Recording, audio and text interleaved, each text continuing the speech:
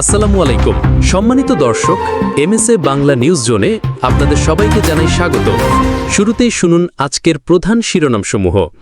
জুলাই সনদ তৈরির প্রক্রিয়া দৃশ্যমান রাখার নির্দেশ প্রধান উপদেষ্টা প্রফেসর মোহাম্মদ ইউনূসের।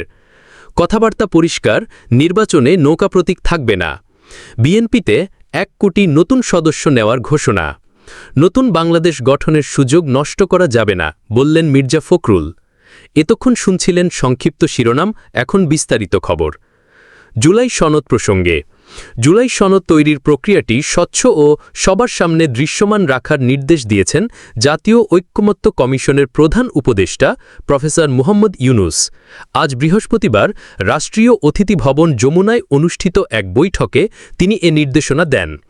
বৈঠকে উপস্থিত ছিলেন সহ অধ্যক্ষ প্রফেসর ড আলী রিয়াজ, ড বদিউল আলম মজুমদার, ড ইফতেখার উজ্জামান সহ আরও অনেকে।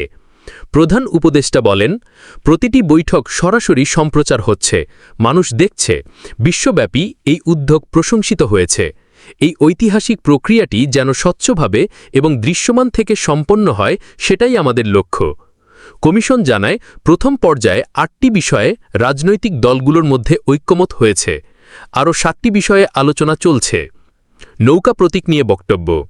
জাতীয় গণতান্ত্রিক পার্টির সহভাষাপ্রতি রাজেদ প্রধান বলেছেন, কথাবার্তা পরিষ্কার, আগামী নির্বাচনে নৌকা প্রতীক থাকবে না।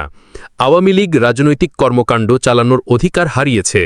তিনি আরও বলেন, শেখ হাসিনাকে ফিরিয়ে আনার জন্য একটি চক্রান্ত চলছে। দেশে আর সেই ভুল করা যাবে না। দল হিসাবে আওয়ামী লীগের বিচার করতে হবে। বিএনপিতে ১ কোটি নতুন সদস্য নেওয়ার পরিকল্পনা। বিএনপির সিনিয়র যুগ্ম মহাসচিব অ্যাডভোকেট রুহুল কবির রিজভী বৃহস্পতিবার সাভারে এক বিক্ষোভ সমাবেশে ঘোষণা দেন, আমাদের লক্ষ্য সারা দেশে ১ কোটি নতুন সদস্য অন্তর্ভুক্ত করা। তবে তারা হতে হবে সৎ, সমাজে সুপ্রতিষ্ঠিত এবং কলঙ্কমুক্ত।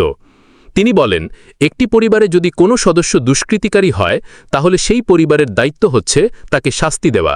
বিএনপিও তাই করে। যারা অপরাধে জড়িত তাদের দল থেকে বহিষ্কার করা হয়েছে। নতুন বাংলাদেশ গঠনের সুযোগ নিয়ে ফখরুলের আহ্বান।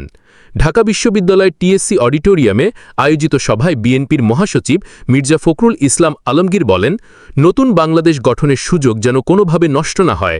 ২৪শে জুলাইয়ের গণ অভ্যুত্থান নতুন সম্ভাবনার দ্বার খুলে দিয়েছে। তিনি সতর্ক করেন, নির্বাচনের নামে আবারও একটি ফাঁদ পাতার চেষ্টা চলছে। বিএনপি সেই ফাঁদে পা দেবে না। ফখরুল আরও বলেন, ছাত্রদলের ১৪২ জন শহীদের নাম আজও গেজেটেড হয়নি। আহতরাও সহযোগিতা পাচ্ছে না। সরকারকে এই বিষয়ে আন্তরিক হতে হবে। এটাই ছিল আজকের মতো সব খবর। এমএসএ বাংলা নিউজ জোনের পক্ষ থেকে সবাইকে জানাই শুভেচ্ছা। ভালো থাকুন, সুস্থ থাকুন। আল্লাহ হাফেজ।